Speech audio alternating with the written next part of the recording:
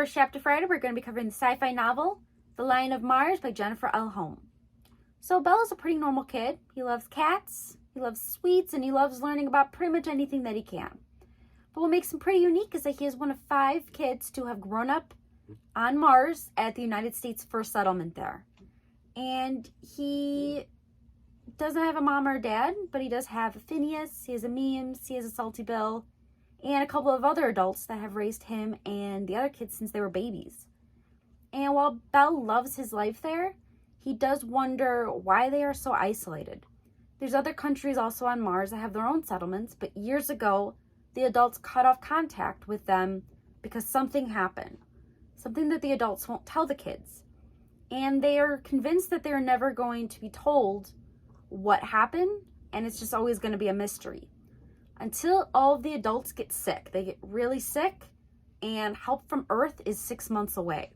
So they're going to have to break the rules that the adults had set for them in order to save their unique family. So if you want to take a journey to Mars and see just what these kids go through as some of Mars's first occupants, you can check this out. But if that's not incentive enough, I'm going to read the first chapter, and hopefully that'll make you want to pick up a copy. Via secure communication. Date, March 5th, 2091. From CDR Dexter to U.S. Terrestrial Command. Message, situation report. The surface digicam at the northwest quadrant of the settlement has been destroyed. The pole supporting it was knocked over as well. It is my conclusion that this was done deliberately by a hostile actor. Please advise. Cy Dexter, Commander, Expeditionary and Settlement Team, United States Territory, Mars. Chapter 1, Nest. The trip to Mars was the hardest thing they'd ever experienced. That's what the grown-ups said. The small, cramped ship, the constant fear of something going wrong, the knowledge that they could never return to Earth. But honestly, it sounded like a cakewalk compared to sharing a bedroom with Albie. Because he snored. I hadn't had a decent night's sleep since Albie started bunking with me. I tried just about everything to block the noise. Earplugs, sleeping under the blanket, even a thick hat with ear flaps. But none of them worked. It was surprising because Albie was perfect. He was easygoing and he did his chores without complaining. Of all of us kids, he was the least likely to throw a fuss. The grown-ups trusted him, even Cy. But it turned out the one thing Albie wasn't good at, which was sleeping quietly. And I didn't know which was worse, Albie snoring or Trey wanting to change rooms. For as long as I could remember, Trey had slept in the bed across from mine. My drawings of cats and his drawings of aliens had papered the walls. Our plastic models crowded the shelves together. Then, 2 months ago, Trey suddenly asked to switch bedrooms. Next thing I knew, Trey was sleeping across the hall in the older kids' room with Vera and Flossie, while Albie was snoring in mine. And me? I wasn't sleeping at all. Neither was Leo from the looks of it. The old cat was sitting up in bed, flicking his tail in annoyance. This room switching thing had happened once before. Back when Trey and I were little, the grown-ups had moved us boys into one room and the girls into the other. Albie was older than me and Trey, and so he was allowed to stay up later. The problem was that Albie would make a lot of noise when he came to bed, and he'd wake us up. The experiment was abandoned after a week. Now, all of these years later, Albie was keeping me awake again. Across the room from me, Albie let out a loud, waffling snort. I groaned, pulling the pillow over my head. Albie, I said. He didn't move. Albie, I shouted. He sat up abruptly, looking around the dimly lit room in confusion. Albie was tall with broad shoulders. Darby said he would have made a good football player. Football was an Earth game where you threw around a ball and knocked into people. I didn't really understand it. What's wrong, Belle? Albie asked, his hair sticking out crazily everywhere. It was always funny to see him without his Dodgers ball cap. He only took it off at bedtime. You're snoring, I said. Oh, he said, I thought there was an emergency. It is an emergency. I can't sleep. I'm so sorry, Belle, he mumbled, and laid back down. I promise not to snore anymore. It was hard to be angry at Albie. He was kind and gentle, a big teddy bear when it came right down to it. A big snoring teddy bear. Ah, dust it, I muttered. Albie could have the room to himself. I grabbed my blanket and left, Leo paddling after me. Not that I blamed him. Even a cat couldn't take Albie's snoring. Leo and I walked down the twisting corridor, our way lit by the cool blue light of nighttime. The light changed to mirror the time of day. In the morning, the blue would transform to a warm, bright yellow. This was supposed to help us with having a sense of time because the settlement was mostly underground. It had been built in a giant lava tube, a massive cave-like space left behind by flowing lava millions of years ago. It was the perfect pre-bit habitat, keeping us safe from the surface dangers of Mars: radiation, extreme freezing temperatures, and dust. The interior walls were constructed from a space-tech gray rubber that curved gently, flowing from one room to the next like a smile. The rooms were round, almost bubble-like, for improved structural integrity. Sai told me he'd thrown out the old rules when he designed the settlement. Apparently on Earth, people lived in boxy structures with hard corners. Earth sounds sharp to me. This corridor was a history of my childhood. There was the spot where I banged into the wall with my scooter. The scratches on the ceiling from when I tried to make my toy spaceship fly. It didn't work. And of course, the ruler on the wall when Memes recorded our growth with a thick black pen.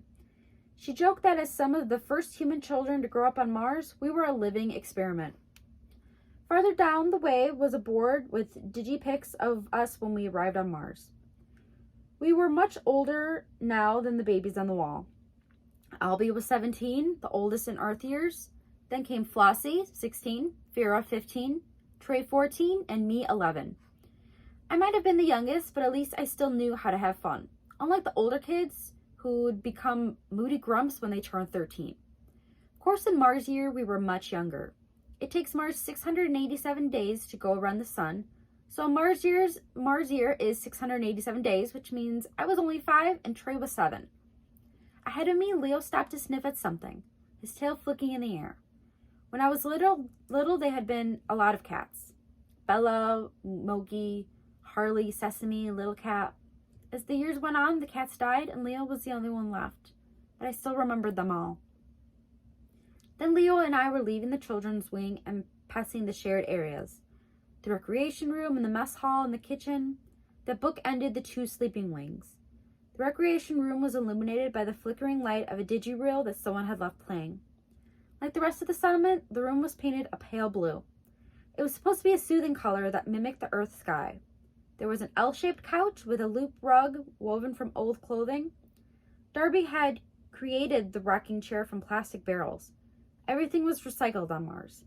Even the plant that decorated the room was made from algae paper, although it was getting old and the leaves had become brittle and started to crumble. Aside from the couch and rocking chair, there was the small plastic table we had played at when we were little. These days, it held Flossie's sewing machine and fabric instead of our clay and crayons. Then there was the plastic display case next to the wall, which housed the rocks we children had collected over the years. After that was the mess hall. It smelled like tonight's supper, an algae casserole that was one of Salty Bill's standard meals. No one was around, so I made a quick stop in the kitchen and grabbed a few ginger cookies. Salty Bill didn't like anyone taking food when he wasn't there, but I figured he wouldn't miss them. Then I was in the grown-ups wing. First was Meme's room. I could find my way to it with my eyes closed. When we woke up sick at night, she was the one we went to. Past it was Salty Bill's room. Across from it was Phineas's room. As I passed Eliana and Darby's room, I could hear soft snoring. Eliana always complained about her husband's snoring, but I never understood what she was talking about. I sure did now. Everyone's room was dark except for Sai's. There was light under his door, and I wondered what kept him from sleep. I left the living quarters behind and followed the corridor that led to the work areas. This part of the settlement was buzzing with activity during the day, but in the middle of the night, the only sound was from the air scrubbers humming softly in the background like a lullaby. I passed the exercise room, Sai's workshop, the sick bay, various workrooms, the generator room, and my favorite, the algae farm. Just past the algae farm was a circular staircase. I climbed up and up and up the bouncing plastic stairs. I was a little out of breath when I finally reached the communications and observations room, also known as Core. It was above ground and where we sent and received messages from Earth. The grown-ups jokingly called it the phone booth. The core was the crew's original habitat when they first arrived on Mars. Installed by robots, it was a simple dome-like structure. There was a wide window with a sweeping view of the dusty red Martian landscape. No one spent much time here except for Sai. As commander, he sent situation reports to Earth's command. Also, he could monitor the weather better up here. It was the perfect spot to watch swirling dust devils. I liked the echoes of this room's previous life. Taped on the walls were colorful maps of Earth places. Pennsylvania, Alabama, Alaska, and Michigan. It had been tradition for the crew to bring a map from their home state. Then there was the plastic lockers for the crew members' belongings. They decorated them with stickers and pictures. The front of Cy's locker had a list of all the places he had visited. Bucket list. Everest, Antarctica, Moon, Mars. All of them were crossed out. Best of all, it was quiet up here. I settled on the couch under the blanket and munched on the cookies. Outside the wide window, Phobos, one of our two moons, was a glowing lump in the darkness.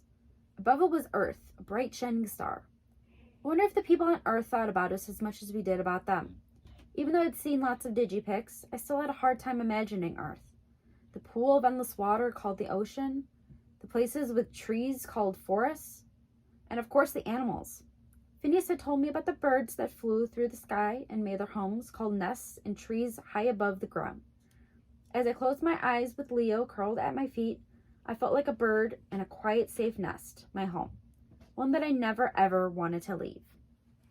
So if that piqued your interest, you can pick up a copy of The Lion of Mars by Jennifer L. Holm at the Royal Public Library today.